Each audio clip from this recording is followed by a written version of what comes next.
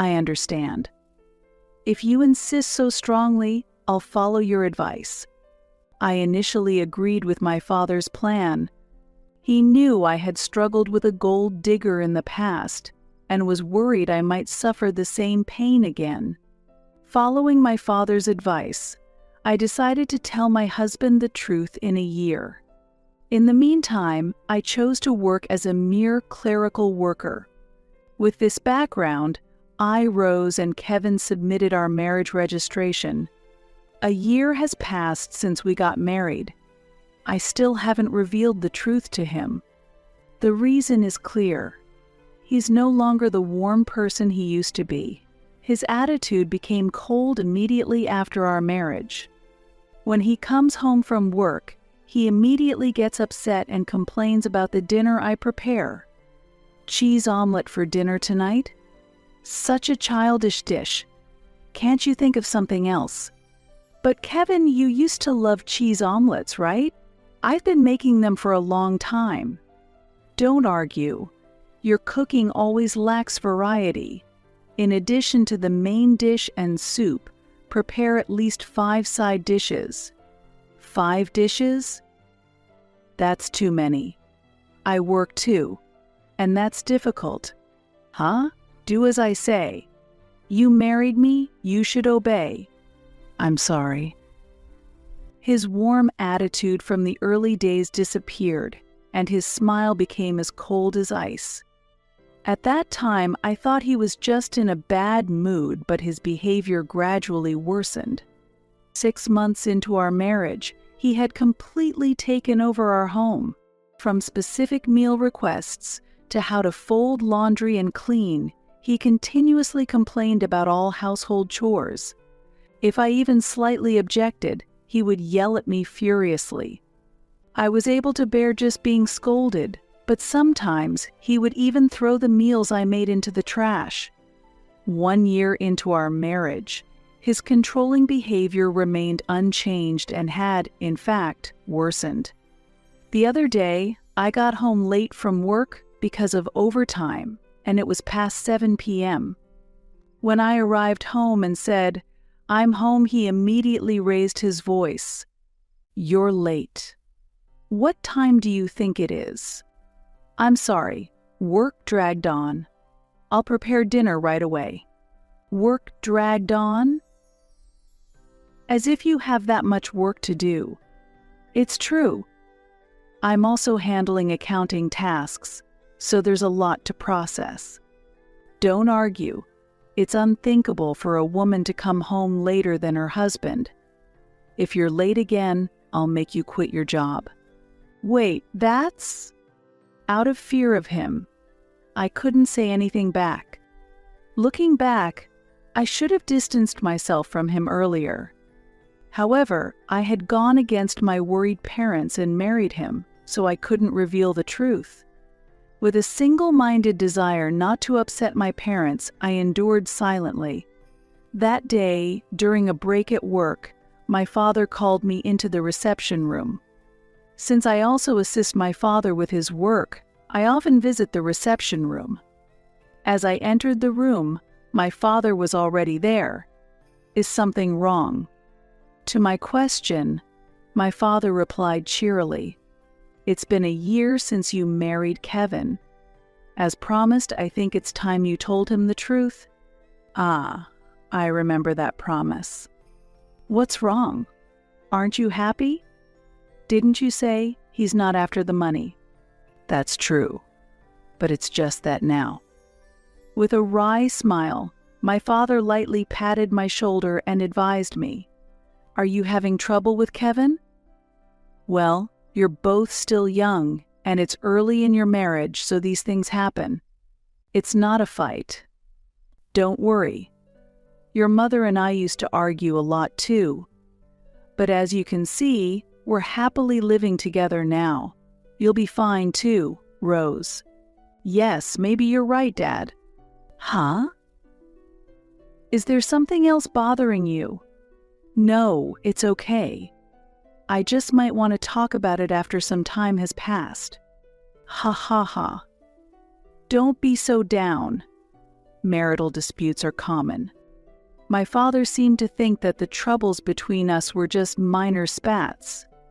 To avoid worrying my parents, I have never discussed my husband's issues with them. This has led my father to mistakenly believe that we are doing well. Come on, make up with Kevin soon. With those words, he left the room. Left alone, I felt a deep pain in my heart from emotions I couldn't suppress. I had married Kevin despite the concerns my parents had. I could never tell my father about the rough relationship with Kevin. However, if I don't say something, misunderstandings might arise. I need to somehow maintain my relationship with my husband so as not to raise any suspicions with my father. And if possible, I want to improve our relationship. That night, aiming for an important conversation with my husband, I left work on time and waited for him to come home. As soon as dinner was ready, he returned home. I immediately brought up the important matter. Kevin, there's something I need to talk about. Huh? I'm tired, though. There's something I need you to listen to. We are a couple, right? I want us to have a more enjoyable and equal daily life together. Equal? How? What are you talking about? There's no way you and I are on the same level. He grabbed my bangs and pulled them up forcefully. Ouch! A cry escaped me, but he did not loosen his grip.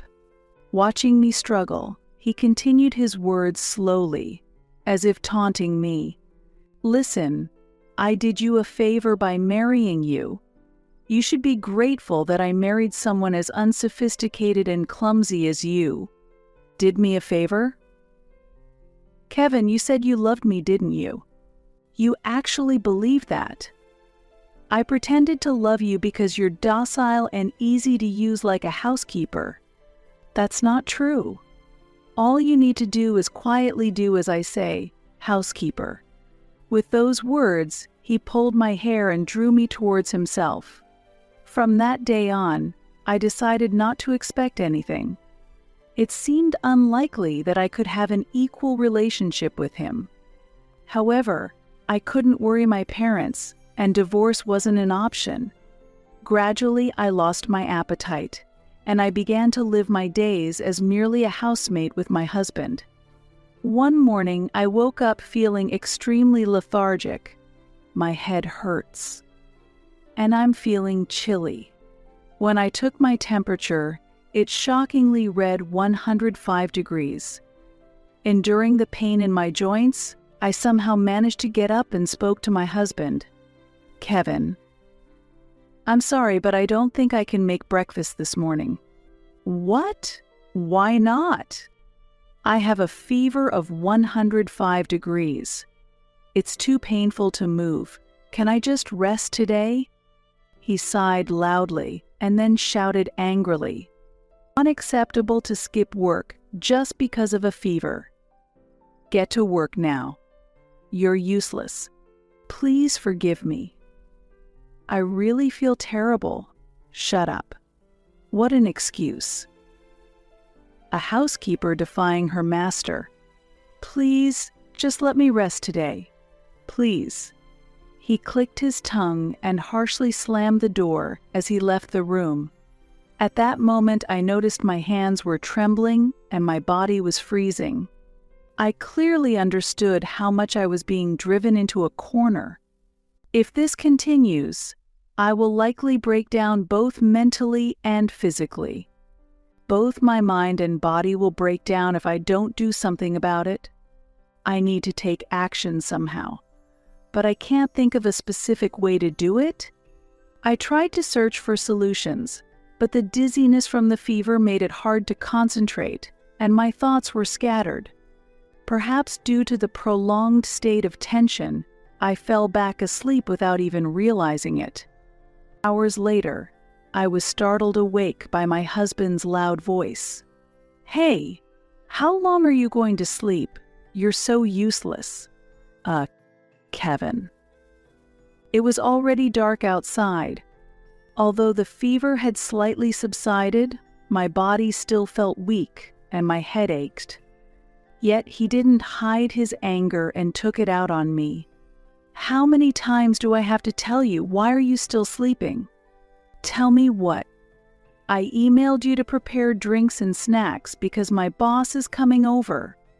"Wait, you know I was feeling unwell today, right? Why would you bring over your boss then?" "I thought we'd have a drink at home." "It's for my career advancement. Get up and get things ready right now." "No, I can't. I'm still in my pajamas and I'm not feeling well." "Shut up. Hurry up." He pulled my arm, forcing me to stand in the kitchen and then rush to the entrance where his boss was waiting. "I'm sorry to keep you waiting." "Please come in."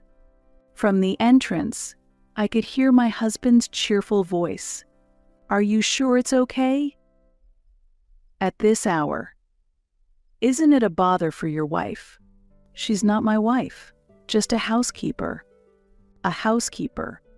"Yes, sort of a housekeeper and wife situation." "Please don't worry about it." As he spoke, my husband led his boss into the living room. In my pajamas, still without makeup, I greeted him in embarrassment. "Nice to meet you. My husband often speaks of how much he appreciates your support. I apologize for my appearance." "Ah, I'm Manager Powell. Sorry for dropping by unexpectedly." "Please don't worry about it. I'll prepare some drinks right away."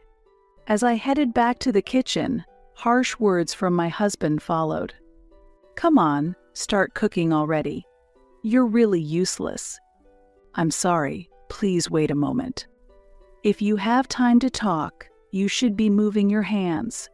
I specifically invited the manager, so don't embarrass me." "I'm really sorry." "I apologize, Mr. Powell. The housekeeper here is truly hopeless." The manager sat silently, looking uncomfortable. As I carried the drinks and snacks, my husband continued to complain. The moment my husband went to the restroom, Mr. Powell, the manager, spoke to me.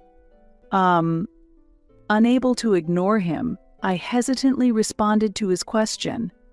"Yes. How can I help you?" "Oh, yes. You are Miss Sanders, the daughter of President Sanders, aren't you?" "My last name used to be Sanders." He was referring to my father when he mentioned President Sanders. "Yes. How do you know that?"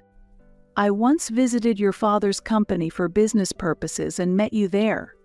I remember you served us coffee that time." I usually assist with business meetings at my father's company, serving coffee and being introduced as his daughter. And Mr. Powell was one of those business associates.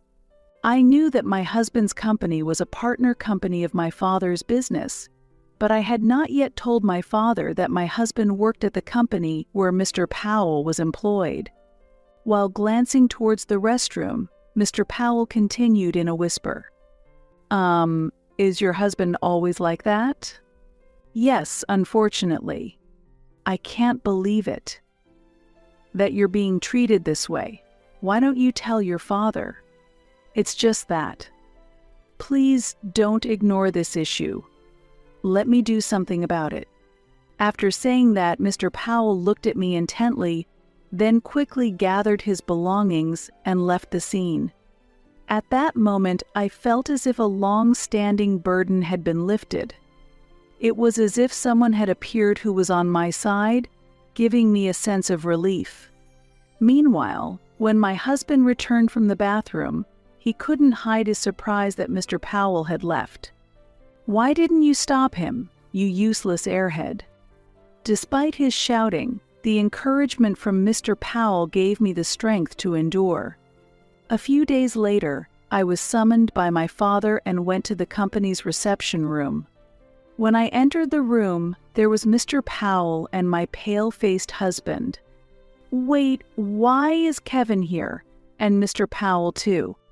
I was confused and couldn't grasp the situation. In the tense atmosphere, My father began to speak with a stern face. "I've heard everything from Mr. Powell. You've been treated terribly by Kevin, haven't you?" "Yes, that's—" "I understand. You were keeping quiet so as not to sadden me, weren't you, Dad?" "Mr. Powell, thank you. It's thanks to you that my daughter was saved."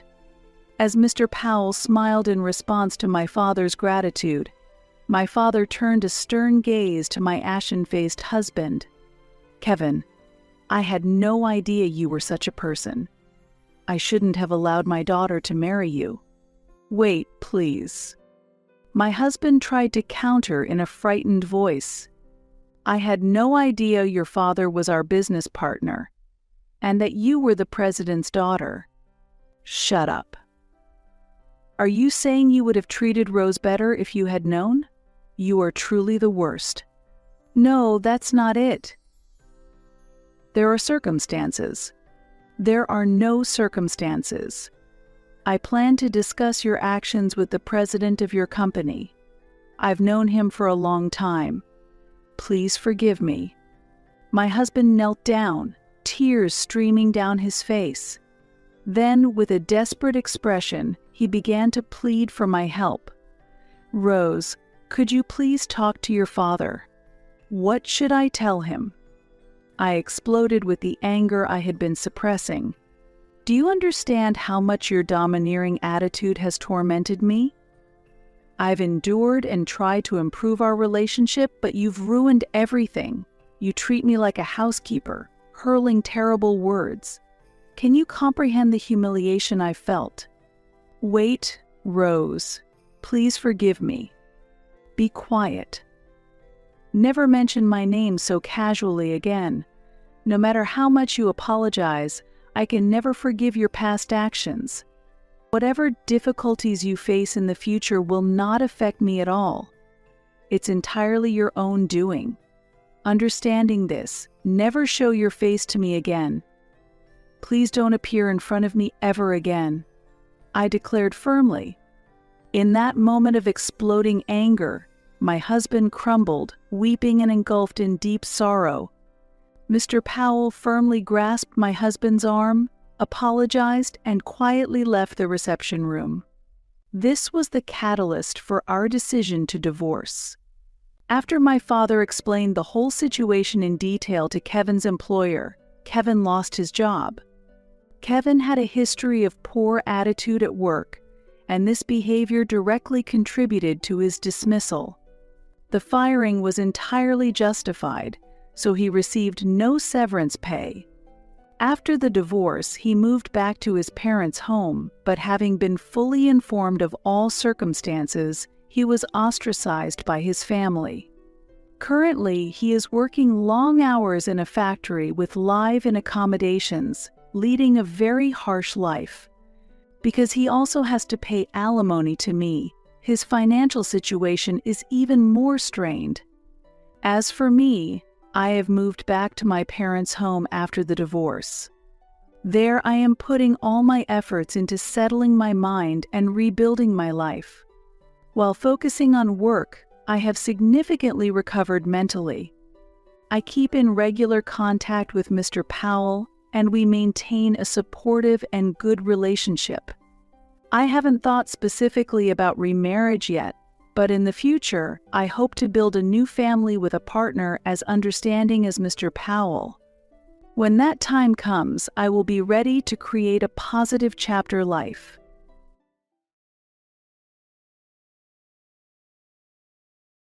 To adults, a decade might not seem like a long time. It might feel like it passes in an instant. However, my daughter, who was once a primary school student, is now old enough to be a working adult. My husband, Paul, who left us on his own will, has been staying at his parents' house for a decade now, failing to fulfill his duties as a father. My mother-in-law, who allowed this, is the same. Even if I were proposed a house where all our generations could live together, what they probably would want from me is nothing but to be their housekeeper. It's too late now.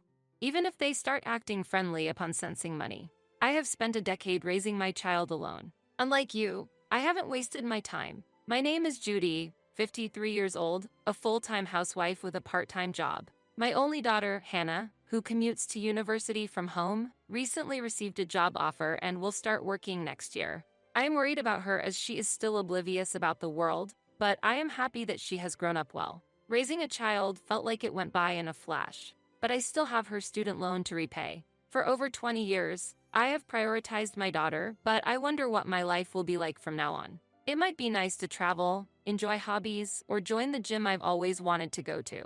However, right about this time, both of my parents passed away. Their death was sudden, caused by a rear-end collision, killing them both on the spot. It was so sudden that I had no time to mourn, busy with funeral preparations and inheritance matters. After the meeting with the tax accountant was over and things seemed to have calmed down, I finally burst into tears and suddenly realized I should let my husband know. I picked up my phone and called him.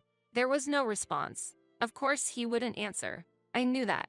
I had tried several times before the funeral, but he did not respond. I sent messages, but there was no reply. After several attempts, I got busy and forgot about him. More than a week had passed. I don't consider myself heartless for not thinking about my husband at such a time. In fact, it's been years since my husband stopped coming home. He's not missing. He's living at his parents' house. Since he left the house of his own accord, he has kept his distance from me. At times it can be troublesome and annoying if you can't get in contact. If there is an emergency, I can only leave a message with his parents' home phone. I was puzzled when my husband first left. I don't really know why he left since he refused to talk to me about it. But I could care less about the reason once I was caught up with childcare and a full-time job. I felt it was pointless to try to understand someone who would go to such lengths to abandon his family. From the beginning of our marriage, he had prioritized his own family more than us. We argued about this many times. Even if I emphasized repeatedly that we had our own family to protect, he would break his promises whenever his mother would ask him for a favor. It didn't matter if we had prepared to go out or booked a trip. Still, I felt he tried to contribute to the family when our daughter was young. But when our daughter reached teenage years and her attitude towards her father became colder, his mother suddenly hurt her back. That year, there was a lot of snow, and my daughter and I had caught colds. He said he would help out at his parents' house for a while, since it was a difficult time for his mother, but he never came back. How a husband who couldn't handle household chores at all was useful? I don't know, but my mother-in-law kept him there, saying it was okay for him to stay as long as he liked, pampering him. The overprotective and overly interfering mother-in-law was spoiling her grown-up son. As a result, my husband couldn't escape the luxury of living at his parents' home. To my mother-in-law, I was the bad daughter-in-law who stole her precious son. Their behavior truly was unreasonable and unbearable. Since I had no choice, I contacted my husband's parents' house. The one who picked up the phone, however, was my mother-in-law. "Hello, Mother, it's Judy. Is Paul there? I can't get in touch with him. What's wrong? I need to speak to him. Can you put him on the line, please? What do you need to talk to him about? I'll let him know." This was the usual exchange. Because of this, I haven't had a direct conversation with my husband in years. Actually, my parents have passed away. What? Considering the current situation, we held the funeral with only close family and friends. Why didn't you tell me such an important thing immediately? I tried several times. I can't believe this. How could you lack such common sense? I had no idea what she was talking about. What exactly does she mean by common sense? Outrageous. Why would you wait to tell me until after the funeral is over? That's why you're. By the way, what will you do with your parents' house? We're gathering as a family this weekend to sort things out. Then, my mother-in-law paused for a moment and said, "The big house." Yes, it might take some time since the house is huge. I see. My mother-in-law laughed ominously. Do you have something to say? No, not at all. It's nothing. Is that so? Then I'll excuse myself. After hanging up, my daughter Hannah looked at me with concern. Are you okay? You look upset. There's no need to force yourself to contact grandma or dad. You're too diligent, Mom. My daughter said with worry. It's not that simple. You have way too much sense of obligation, Mom. Hearing my daughter's concern, I responded, I just don't want to be thought of as unreasonable. Inside, I was raging with anger. I even thought it might be better to just cut ties with them. However, to my daughter, he still is her one and only father. It wasn't that easy to sever ties with them. The weekend arrived, and me and my daughter went to my family home. My siblings took care of the cleanup, and everyone played their roles, progressing steadily. Clearing out a house that no one has lived in was harder than I had imagined. We decided to leave the larger furniture and appliances to a professional service. All of a sudden, I received a call from my mother-in-law. It was rare for her to contact me. "Judy, how's the cleanup going? Is everything all right?" My mother-in-law asked cheerfully. It's as if she had some good news. She continued, "Actually, I'm busy with something urgent right now and won't be able to make it today. Sorry for that." I didn't expect her to come over to help anyways. We've barely seen each other since my husband left, so why would she suddenly say such a thing? I don't think she knows the location of my family home either. It's okay. Please don't worry about it.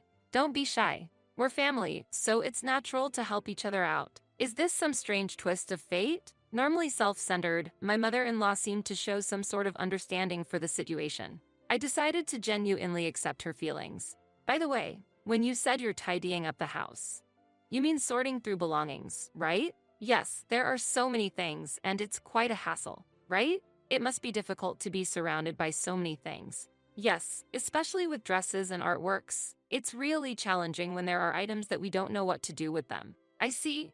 That sounds wonderful. I started to feel cold as I caught a glimpse of my mother-in-law's true intentions. I was a fool to think she was genuinely concerned. How could she possibly have been concerned with not being able to help? Is that all you wanted to discuss? Actually, I was genuinely curious as to how much your parents left you behind. What?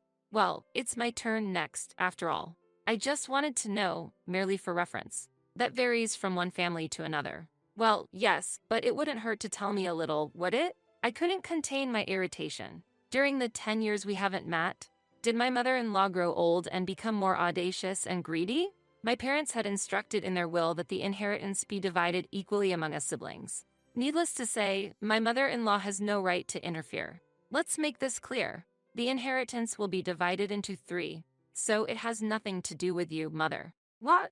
I'm busy right now, so I'll excuse myself. With that, I ended the call. Her attitude was extremely rude. My parents had passed away, and she didn't offer condolences, only inquired about the inheritance. Then, my daughter, who had been tidying up another room, came over. Was that grandma on the phone? Yes, it was. What happened? Nothing for you to worry about. I replied with a wry smile, and my daughter looked slightly displeased. I'm an adult now, you know. Stop treating me like a child. I hadn't meant it that way, but her assertive response surprised me a bit. Indeed, she is now of an age to be treated as a full-fledged adult. I felt a mix of happiness and an indescribable sense of loneliness. Mom, I know what's going on. What do you mean? If my guess is right, I want you to make one promise. A promise? What kind? That's when I made a special promise with my daughter. A week passed, the house cleanup was nearly finished, and I was thinking of returning to work when the doorbell rang. Thinking it was the delivery guy, I opened the door to an annoying long time no see. I should have checked first. If I had known, I wouldn't have opened the door. There stood my mother-in-law and... Who was that next to her? A loose, unshapely figure with thin hair fluttering in the breeze. Was this middle-aged man, wearing a stretched-out sweatshirt looking filthy, really my spouse, Paul? I stared in disbelief at first and said, "You've got the wrong address." As I was about to close the door, my mother-in-law said, "Don't joke around, Judy." Breaking the silence and visiting without any prior announcement. What did these two want? And most of all, why was my mother-in-law in such high spirits? Despite never allowing any space between her and her beloved son, my mother-in-law breezed past me and entered the room with confidence. Wait, mother. My husband followed her in, entering my property without asking. Maybe he didn't need permission since it was his home too. But the 10-year gap had practically made him a stranger to me. And I certainly didn't want to welcome this unsightly man into my home. I have a surprise for you, Judy. I thought you'd be pleased, my mother-in-law cheerily said. My husband sat down next to my mother-in-law. Oh, I'd like some coffee, please. Paul, how about you? I'll have tea. Judy, please bring us some. I couldn't stand not just my mother-in-law's behavior, but my husband's as well. How can a man who left home without a word, spent 10 years at his parents' house, sending only a small amount for living expenses, and never contacting us, now demand tea as if nothing happened? Why should I serve you tea? Even if I were to oblige, there are things that should be said first. Although I was screaming in my mind, I maintained my composure and asked, "What's the occasion? What's wrong, Judy? Please make it quick." What? This is how you treat us after we've come all this way? If you have no business here, please leave. What a rude daughter-in-law. I see no reason why I should show manners to someone who appears out of nowhere after 10 years, following their own whims. I decided to remain calm. At that moment, my daughter came down from the second floor. Hannah, it's been so long. Grandma, my daughter's eyes widened in surprise. Even my husband seemed taken aback by her reaction. Hannah, you've grown so much. Who are you? It seemed she didn't recognize the man next to her grandmother as her father. Understandably so, since the last time they saw each other was when she was in elementary school. What do you mean? It's me, Dad. Wait, Dad? Oh, Hannah, I can understand. It's hard to accept that this slightly overweight, balding middle-aged man is your father. To you, he's nothing but a stranger. Hannah, sit down here, her father instructed, pointing to the seat next to him. My daughter stepped back, visibly uncomfortable. No, absolutely not. Why not? I have a unique condition that makes me ill if I don't stand. Don't worry about it. I felt sorry for my daughter to suddenly have such a health issue. Take a look at this, my mother-in-law suggested. She pulled out architectural plans from an envelope she brought, featuring the logo of a renowned architectural firm. The floor plan showed enough rooms for 4 families to live comfortably, a rooftop garden plan, and sketches of a palace-like exterior. A catalog for luxury cars was subtly included as well. How do you like it? What is this? We planned our ideal home. Isn't it wonderful? My mother-in-law seeked agreement, but I was wondering how I should respond. The kitchen and utilities can be chosen as you like, Judy. What do you mean? No need to be shy. It's your right to decide since you'll be the one using it. Using it? What do you mean? I recently realized we should live together as a family, and since we just happened to get some money on our hands. What timing, don't you agree? That is. I don't know the specifics, but how does that involve me? We're family, aren't we? I believe family possessions should be shared. I couldn't grasp the details, but it was clear to me that my mother-in-law was going out of control. Desperate to turn the situation around, I turned to my husband. What do you think? However, in response to my question, they just exchanged looks and nodded silently. Then, my mother-in-law whispered something to my husband so I couldn't hear. It's as if a secret meeting was taking place. My husband finally spoke up. Seems like it's time for me to return home. Confused, I let out an unintelligible noise. What? With the $3 million we inherited, I'm thinking of building a 2-family house to live there with my parents. My mother-in-law nodded smugly. Isn't that a great plan? Hearing this, my daughter couldn't hold back and exclaimed, "Did you hear that? Mom, it's just like I said." I couldn't help but laugh. Haha, I can't believe it really turned out just as you said. Ahaha, Hannah, you're amazing. We shared a laugh, and the atmosphere lightened. Seeing this, my mother-in-law and husband also seemed pleased. I'm glad you two agree. True. The construction date is already set, and all that's left is to pay the down payment. My daughter confronted the two, who seemed to be misunderstanding. You're completely wrong. Grandma, Dad, don't you think you're being a bit too oblivious? Huh? Even if you say you want to live together, I absolutely refuse to take care of the two of you who have troubled Mom for years. Surprised, my mother-in-law exclaimed, "What? Mom, I won the bet, so keep your promise." My daughter said energetically. All right, I responded. Hearing our conversation, my mother-in-law asked, "What do you mean?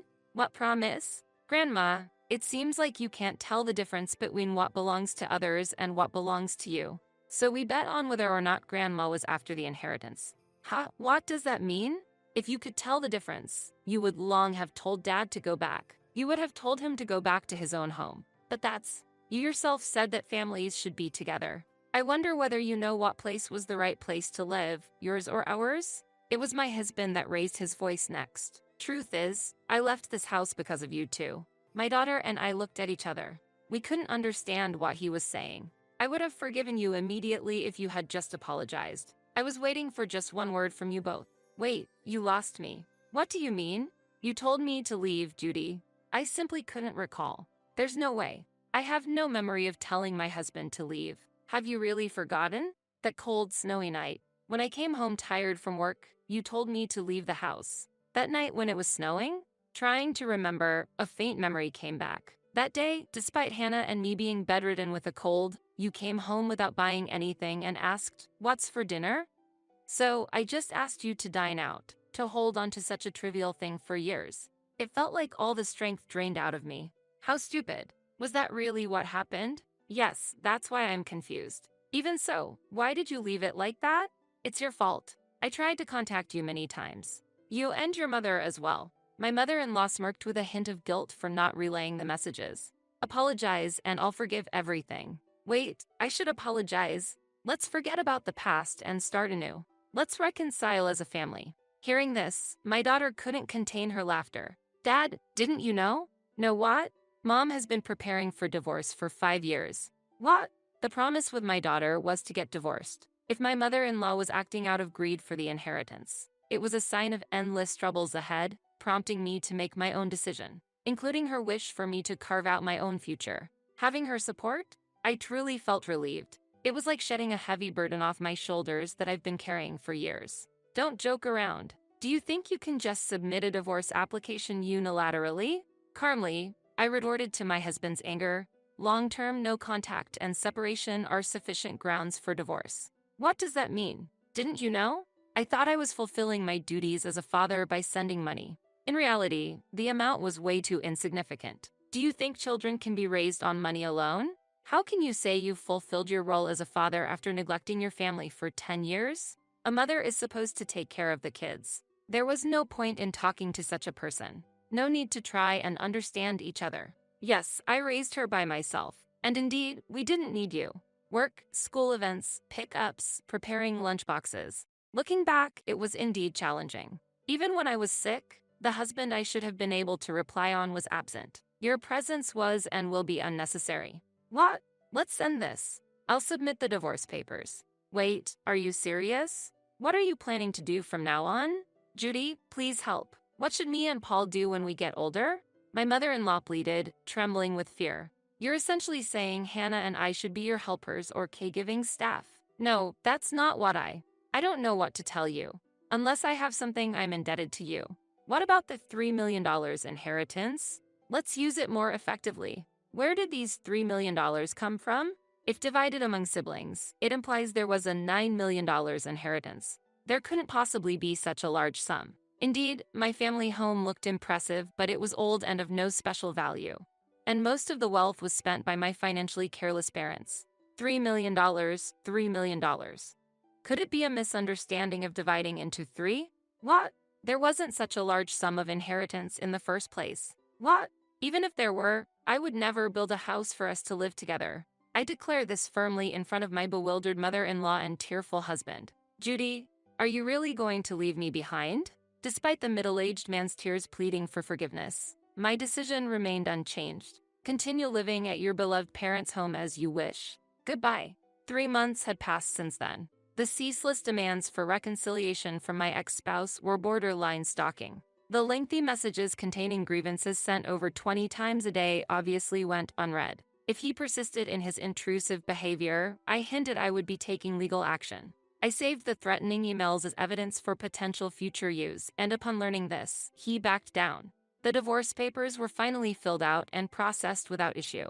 Thinking about it, my ex-husband and mother-in-law lacked imagination. They failed to empathize with others and only thought about their own future, succumbing to immediate pleasures and selfish living, which inevitably lead to regret. The idea that someone else should take care of them was naive. It's a pitiful sight, considering even my daughter is striving to become independent. Speaking of which, after getting a job, my daughter plans to move out and live alone. It was my suggestion. Though I'll be lonely, it will be a great experience for her. Understanding the value of money, time, and family requires actual experience. Since she'll live nearby, it's not like she'll be left to struggle on her own. I'm always ready to support her and wish for her to grow into a responsible adult. As for myself, I've been offered a full-time position at the company where I was working part-time. After the task of raising a child somehow came to an end, they strongly recommended it. I'm very grateful for the opportunity to become a full-time employee following the divorce. I'm currently diligently studying to get a certificate. I'm excited about this new journey. When I shared the news with my daughter, she said, "Mom, you're like a new employee, just like me," and we laughed together. Time flows equally for everyone, but how we spend those 10 years varies. There will be enjoyable times and moments when things don't go as planned. Maybe after another 10 years, some conclusions will be reached. I plan to live freely like my daughter wished for me. I hope you do the same.